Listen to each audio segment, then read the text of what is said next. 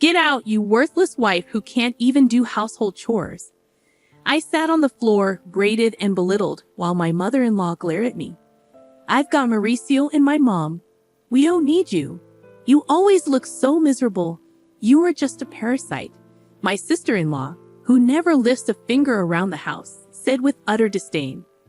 Wait a minute, Morris, I began, but before I could finish, even my husband, Mauricio, looked down on me. My mom and sister are right. I don't need a wife who can't handle housework while working. Besides, I've got a young part-time girl who's much better.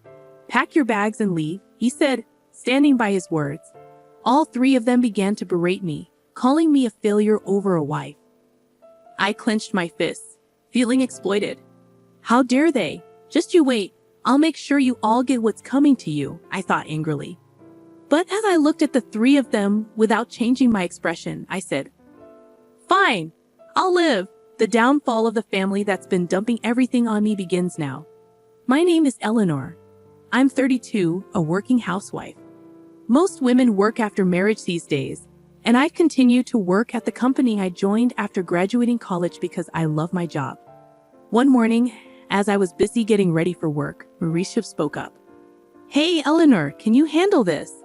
Tax season is coming up, he said, handing me a pile of receipts and invoices. Again? You should handle your own shop accounting, I replied. Mauricio looked away. You know I'm better at that stuff, so please. I married Mauricio 5 years ago. He used to work as a clerk at a restaurant that I occasionally stopped by. After several dates, we decided to get married. Now, Mauricio runs his dream cafe, but he leaves all the tedious tasks like procurement and accounting to me. As I headed for the door, my mother-in-law chimed in, Eleanor, I want Chinese food tonight. All right? Can you prepare the ingredients? No way. You can do it when you get back.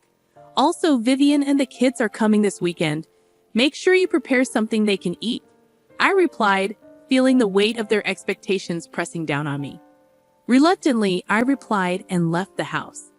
When we got married, I had hoped to live just with Morris. However, he insisted that we live with his mother because he was worried about her living alone. So we moved into his spacious family home. My mother-in-law is terrible at housekeeping, and the place was a mess when we moved in. She lives on a pension and spends most of it on eating out because she doesn't want to cook. Marissa always says housework is a woman's job, so even though I work, I'm stuck doing all the chores for the whole family. On top of that, my sister-in-law, Vivian, who's moved out since getting married, often comes back home with her kids. When she's here, the workload increases. This morning, when I heard she's coming back this weekend, I thought, oh, not again. And then the dreaded weekend arrives. I'd love to relax on my weekends off from work, but instead, I have to entertain Vivian's kids and prepare meals. While I'm running around, Vivian drops a bombshell on me. Eleanor, by the way, I'm getting divorced and moving back here with the kids next month. Just so you know. What? Are you serious? Got a problem with that? She challenges. No, that must be tough for you. When are you moving back? I ask. As soon as I can, she replies. Initially taken aback, I reconsider. Vivian used to be a housewife, so she'll probably help around the house. That should lighten my load a bit. Though we're not particularly close, I look forward to having less work and go about my days. But I soon realized my optimism proved misplaced. Vivian, like her mother, does absolutely nothing. She lounges around all day, watching TV and snacking. She neither works nor does housework. Apparently, her neglect of household duties was a major reason for her divorce. Now I have to do all the chores, including making meals for her picky kids and getting them ready for kindergarten. As time passes, my job gets busier with a new project requiring more overtime and early starts.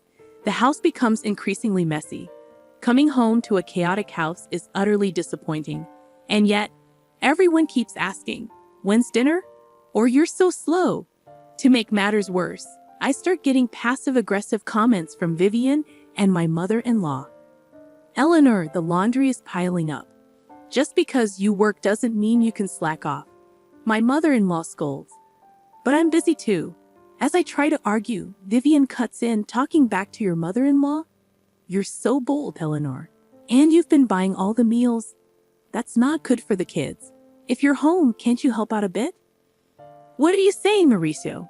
Vivian adds, as a business owner, you don't have to work. You're just doing it out of selfishness. So fulfill your duties as a wife perfectly. I was rendered speechless, and both of them looked at me as if it was all perfectly normal. That night, I was so angry I could explode, so I talked to Mauricio. I'm busy with work, and neither your mom nor your sister is helping with the housework. You're not bad-mouthing my mom and sister, are you? Mauricio glared at me.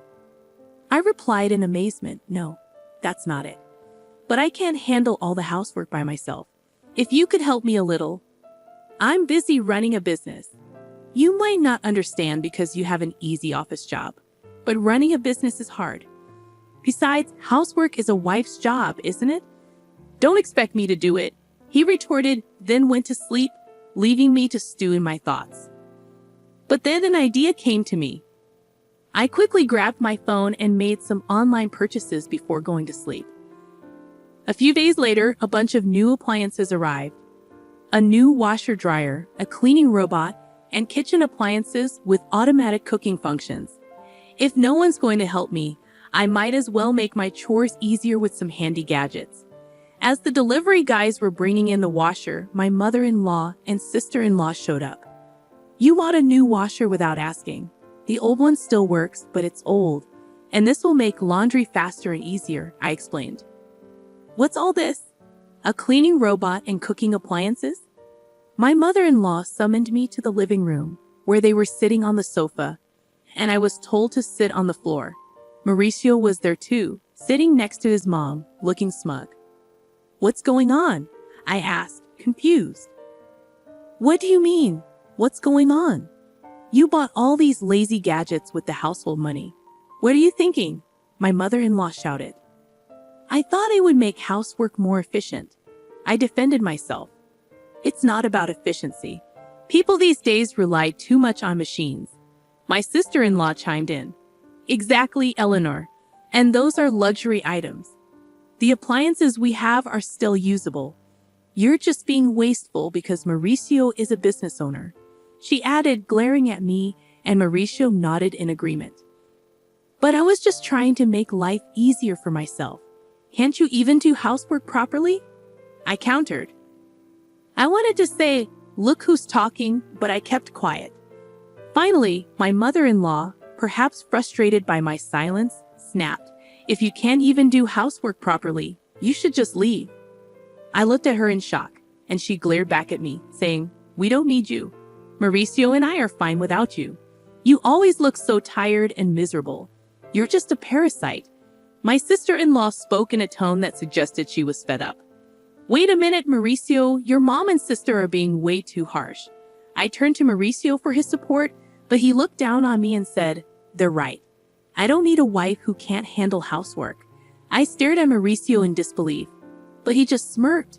I'm a business owner, and I can do whatever I want with my money. I don't need a wife who spends it to make her life easier. Why would you say something like that? Besides, I've been getting along well with a young part-time worker. She's cute, unlike you. Pack your bags and leave.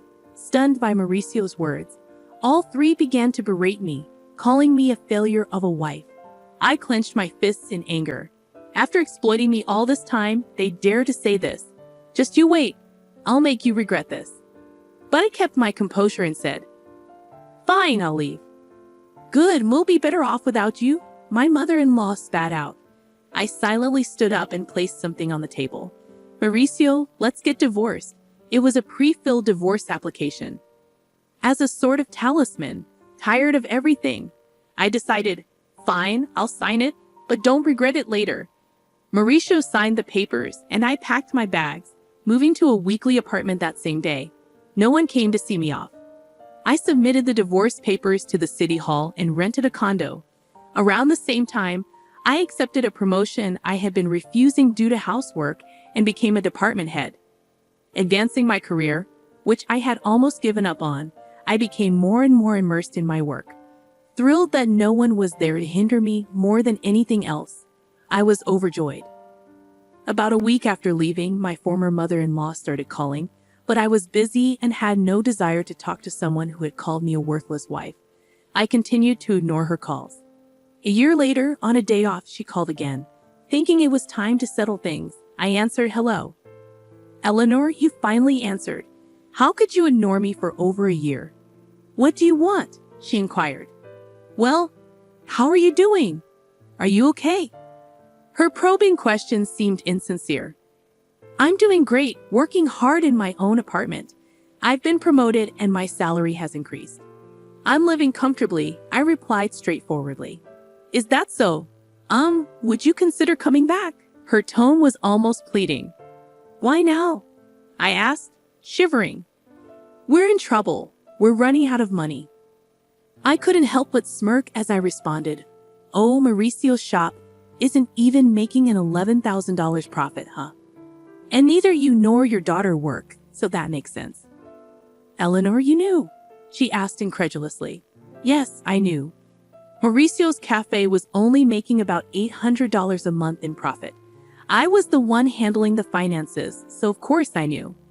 Mauricio, who acted like a big-shot business owner, but didn't do any proper management or customer service, probably had no idea. Of course I knew. I was the one doing all the accounting and inventory, I explained. "Why didn't you say something?" she questioned. "I had no idea you were a manager at a big company and contributing so much to our living expenses," I replied. "Yes, I was putting in over $3,000 a month. That's how everyone was able to live. I had been supplementing the family income with my own salary because I knew Mauricio's shop wasn't making much. Mauricio probably realized he couldn't make ends meet without my income only after I left. Please, Eleanor, come back. By the way, what happened to Mauricio's shop?" she asked, ignoring my former mother-in-law's plea. "Mauricio's shop is going under next month. Even the part-time girl left him. That figures with such sloppy management. He can't keep a business running, and he's too proud to do what needs to be done. No woman would want to be with a man like that." I chuckled, and my former mother-in-law was at a loss for words. "Can we wrap this up? I'm busy," I said, hurriedly continuing. "Also, the house has been a mess since you left." According to her, the house was in chaos because no one was doing any housework. The house was cluttered, no one was cooking, so they had to buy food, and they couldn't even afford a new washing machine. "It would have been nice if you left those appliances," my ex-mother-in-law said. "What are you talking about? When those lazy appliances? And what's wrong with taking things that I pay for?" I retorted, regretting my outburst. But I never thought the house would become like this just because no one was doing their part. Getting a bit irritated, I asked, "Isn't it strange that 3 adults can't manage the housework? What are your daughter and Mauricio doing?" She lowered her voice. "Well, Mauricio is sulking at home all day, doing nothing since he found out his shop isn't making any money. Really, he said he could do whatever he wanted with his money because he's a business owner. And Vivian won't work, no matter how much I tell her. She doesn't do housework, and she even asks me for pocket money for herself and her kids. My pension is running out." "Really? Your daughter told me she didn't need me because she had you," I said coldly. My former mother-in-law tried to butter me up again. "Please, Eleanor, my pension isn't enough for the 3 of us anymore. I have no intention of going back to that house. Your children are quite the parasites, aren't they?" She was speechless. As I was about to hang up, she continued, "Eleanor, we'll change our ways. Please come back. Let's all live happily together again, okay? Live happily with a worthless wife." I cut her off, saying, "We are family. Help us. We can't even pay the property taxes anymore. We'll have to sell the house. I have neither the obligation nor the desire to help you figure it out yourselves. Goodbye from your worthless wife." Ignoring her ongoing wails, I hung up and blocked her number, sipping my coffee in my clean apartment. I chuckled. 3 months later, I happened to pass by Mauricio's cafe. It had become a vacant storefront. It seemed he really had gone out of business. Even their family home was listed as sold. According to a former neighbor, I ran into the 3 of them, who had sold the house and fled, now living in a cramped apartment nearby. They were a constant neighborhood nuisance, always fighting and even sticking up the place. Complaints were piling up. All they had to do was work hard and take care of their home without relying on others. But they didn't, which was so like them. I looked at their former home with detached eyes and walked away.